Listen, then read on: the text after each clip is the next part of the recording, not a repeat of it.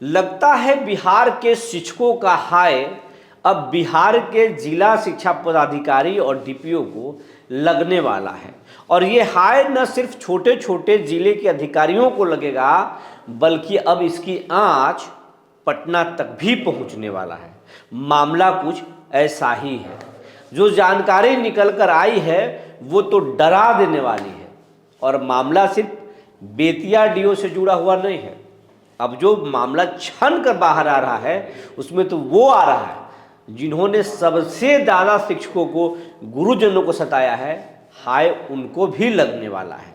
और इस लड़ाई में पहले तो नीतीश बाबू थे, चाचा जी थे, लेकिन अब बीजेपी भी मजे लेने की कोशिश में है। और अब मोदी के जो एजेंसीज हैं वो भी नज़र रख रहे हैं शिक्षा विभाग पर और पता कर रहे हैं कि इसमें खेल कितना का हुआ है। और खेल हुआ है तो मलाई कौन मारे हैं और बेवजह क्यों शिक्षक परेशान हैं या उनको परेशान किया गया है। चुनाव है तो गुरुजी को खुश कर दिया जाए, इनको भी ठीक कर दिया जाए और सब कुछ मंगल मंगल हो जाए। जी नमस्कार, मैं हूं विपुल कुमार और आप देख रहे हैं सूर्य विहार डिजिटल न्यूज़। अब हम बिहार के तमाम शिक्षक साथियों से ये अपील करना चाहते हैं, ये चैनल पर सबसे बड़ा अगर किसी का हक है तो वह है बिहार के सरकारी स्कूलों के गुरुजनों का। आपने शानदार सपोर्ट किया है, आपका दिल से हम आभारी हैं।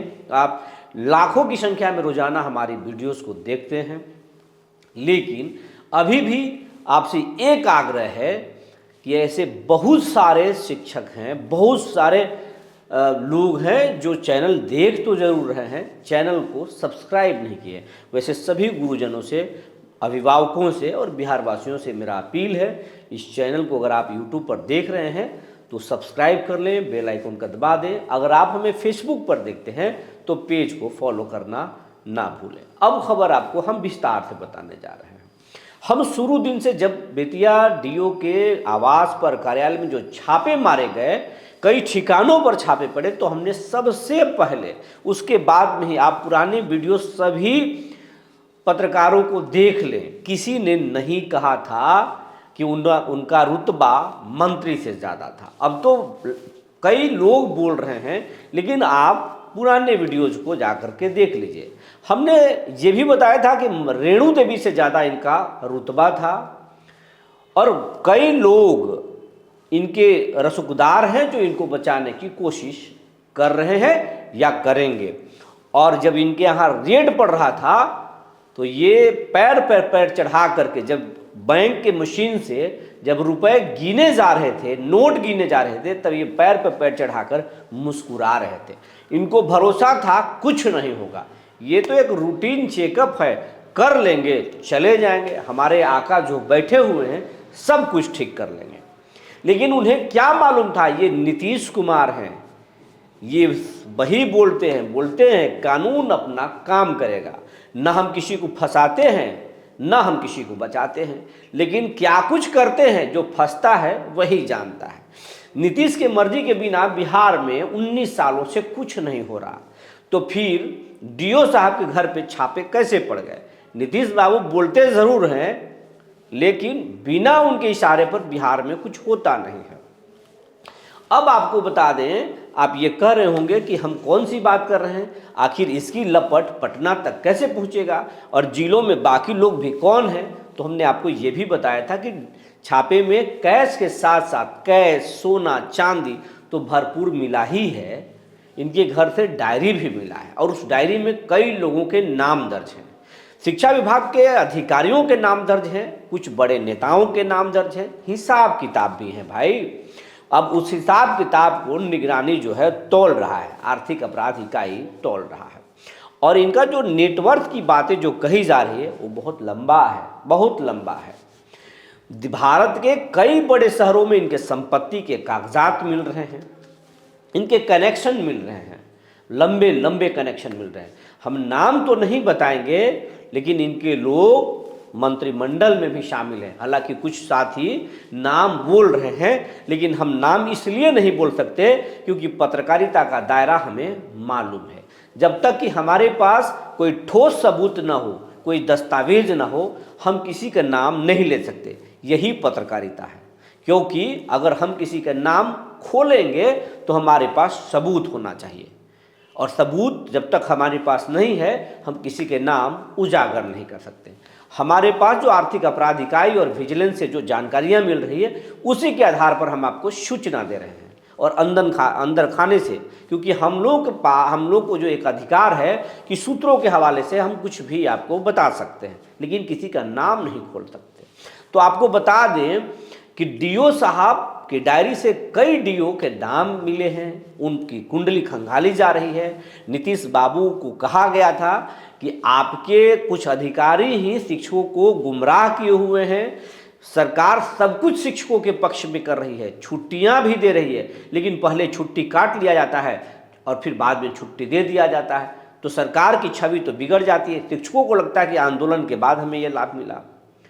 अब विशेष शिक्षकों और बीपीएससी शिक्षकों का ट्रांसफर पोस्टिंग का जो मसला था, अब विशिष्ट शिक्षक ट्रांसफर के खिलाफ, तबादला नीति के खिलाफ में चले गए थे, तो कोर्ट में स्टे लगा, उसके बाद सरकार को नियमावली रद्द करना पड़ा। अब विशिष्ट शिक्षकों को लग रहा है कि हम तो कोर्ट गए तभी तो हमको राहत मिला, सरकार का तो कोई योगदान ही नहीं है, जबकि सरकार ने ही तबादला नीति को रद्द किया। कोर्ट ने तो सिर्फ याचिकाकर्ताओं को राहत दिया था कि आपका ट्रांसफर नहीं होगा, आपके साथ जबरदस्ती नहीं होगा, लेकिन सरकार ने तो पूरी नियमावली को ही रद्द कर दिया, तो सरकार को इसमें कोई क्रेडिट नहीं मिला। ऐसे ही अनेकों काम नीतीश बाबू कर दिए शिक्षकों के पक्ष में, शिक्षा के पक्ष में, लेकिन सरकार को उसका क्रेडिट नहीं मिलता है। कारण है बिहार के जितने शिक्षा अधिकारी हैं, चाहे वो नीचे से लेकर के ऊपर तक, वो ऐसे काम करते हैं कि सरकार को सिर्फ बदनामी होती है, सरकार को कोई श्रेय नहीं मिलने देते हैं। और यही सब बातें जो शिक्षकों से जुड़े हुए जेडीयू के नेता हैं, वो मुख्यमंत्री तक उन लोगों ने बातें पहुंचाई, और उसके बाद मुख्यमंत्री गंभीर हुए और उन्होंने अपने ही निगरानी को आशीर्वाद दे दिया कि आप जरा देख लीजिए कहाँ क्या चल रहा है। उसके बाद तो एक बड़े मछली पर छापा पड़ गया, और वहाँ से जो बरामद हुई और डायरी जो मिला, अब वो बड़े बड़े उससे पोल खुल रहे हैं। और कहा जा रहा है कि ये जो रजनीकांत प्रवीण जी जो हैं, इनके कई मंत्रियों से तो संपर्क संबंध थे ही थे। शिक्षकों को जो सबसे ज़्यादा याद आते हैं, सबसे ज़्यादा जिन्होंने कष्ट पहुंचाया, उनके भी दुलरुआ थे, यानी पाठक बाबा। पाठक बाबा से भी इनके अच्छे ताल्लुकात थे, और कहा तो ये जा रहा कि पाठक जी नहीं, पाठक जी से पहले से भी इनकी तुत्ती बोलती है। बिहार में 3 ही ऐसे शिक्षा अधिकारी थे जिनका रुतबा बहुत बड़ा था। एक अधिकारी थे जिन पर कुछ दिन पहले छापा पड़ा था, वो भी एक बड़े नेता के परिवार से ताल्लुक रखते थे। और ये रजनीकांत प्रवीण जी का भी राजनीतिक रसूख है, एक मंत्री के दूर के रिश्तेदार हैं, नज़दीक के नहीं हैं, दूर के रिश्तेदार हैं। और यही नहीं, ये पाठक जी के भी बहुत करीबी थे। और एक ऐसे शिक्षा विभाग में जितने भी नियमावली बदलते हैं या लेटर जारी होता है, उस लेटर के पीछे भी एक डीओ है भाई साहब। सिद्धार्थ साहब तो जरूर करते हैं, पाठक जी भी फैसले लेते थे, लेकिन एक बहुत बड़ा नटवर लाल है, वो भी डीओ है, और अब इशारा समझ लीजिए मुख्यालय में है। अब वो डीओ साहब का तुति बोलता है, बड़े बड़े उनसे सीनियर अधिकारी भी उनसे डरते हैं, क्योंकि नियोजित शिक्षकों के नियमावली में बहुत सारे ऐसे चीज़ है जो उसी ने लागू करवा दिया, उसी ने लिख दिया। और शिक्षा विभाग में नए नए जो भी नियमावली आते हैं, उनसे सुझाव जरूर लिया जाता है। कहा जाता है कि शिक्षा विभाग के बहुत जानकार हैं वो डीओ साहब, और इस बार नीतीश जी की नज़र शायद उन पर ही पड़ने वाली है, और उनका भी कुंडली खंगाला जा रहा है। उनके नेटवर्क में कितने छोटे छोटे अधिकारी हैं और बड़े बड़े अधिकारी हैं, ये भी देखा जा रहा है। रजनीकांत प्रवीण जी की हैसियत ये थी कि वो दूसरे डीओ को सेट करते थे, दूसरे डीपीओ के सेट करते थे, और खूब खेल करते थे। बहुत सारे खेल हैं, लेकिन अब सब खेल का पर्दाफाश आर्थिक अपराध इकाई और निगरानी कर रही है। लेकिन बीजेपी की बात हम आपको बोले थे कि बीजेपी इसमें मजे ले रही है। अब बीजेपी क्या मजे ले रही है इस बात तो आप सोच रहे होंगे कि अभी तक बीजेपी वाली बात बताए नहीं, इसमें बीजेपी क्या इंटरेस्ट ले रही है। तो बीजेपी ये इंटरेस्ट ले रही है कि बीजेपी अपने ईडी को, मोदी का जो सबसे पसंदीदा एजेंसी है ईडी के मार से कोई बचता नहीं है और ईडी का विशेष नज़र बिहार पर फिलहाल है। अब ईडी को इसमें लगाया जा रहा है कि आप पता कीजिए, क्योंकि पिछले 2 सालों के अंदर शिक्षा विभाग में बहुत माल खर्चा किया गया है। ये सही में खर्च हुआ है या इसमें बड़े बड़े खेल हुए हैं, कहने मामला क्या है। तो अब ईडी भी इस पूरे मामले पर नज़र रख रही है और अगर ईडी इसमें इन्वॉल्व हो गई, अभी तक इन्वॉल्व नहीं है, कुछ लोग कह रहे हैं कि ईडी को लिख दिया गया, लेकिन हकीकत ये है कि अभी तक नहीं लिखा गया है। ईडी को बिहार सरकार लिखेगी तभी हो सकता है, आर्थिक अपराध इकाई अगर लिखेगा, विजिलेंस लिखेगा तभी उसमें रुचि लेगा, नहीं तो कोई बीजेपी डायरेक्ट अगर उसमें इन्वॉल्व होगी, गृह मंत्री इन्वॉल्व होंगे तभी हो सकता है। लेकिन इसमें अब इंटरेस्ट लिया जा रहा है तो ईडी इस मामले में दखल दे सकती है, लेकिन दखल देने से पहले कुंडली खंगाल रही है और एक बार में धावा बोला जा सकता है।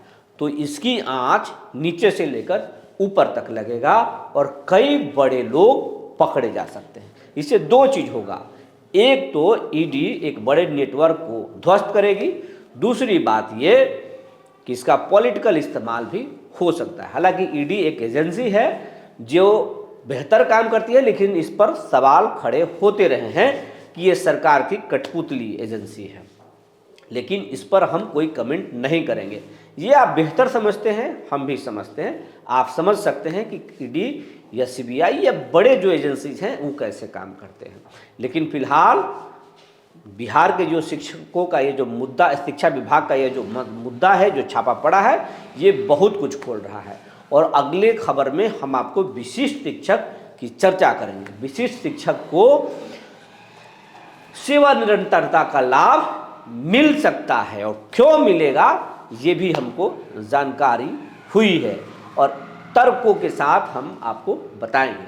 उसमें हम और जानकारियां जुटा रहे हैं। जो जानकारी निकल कर आई थी हमने आपको बता दिया। तब तक के लिए धन्यवाद। इसमें आप ये खबर आपको कैसी लगी ये हमें आप ज़रूर बताएंगे। अगर कोई सुझाव होगा तो भी ज़रूर दीजिएगा। शिक्षा विभाग में अगर जुड़ी कोई जानकारी हो, कोई गड़बड़ी हो तो आप कमेंट में लिखकर ज़रूर बताएं।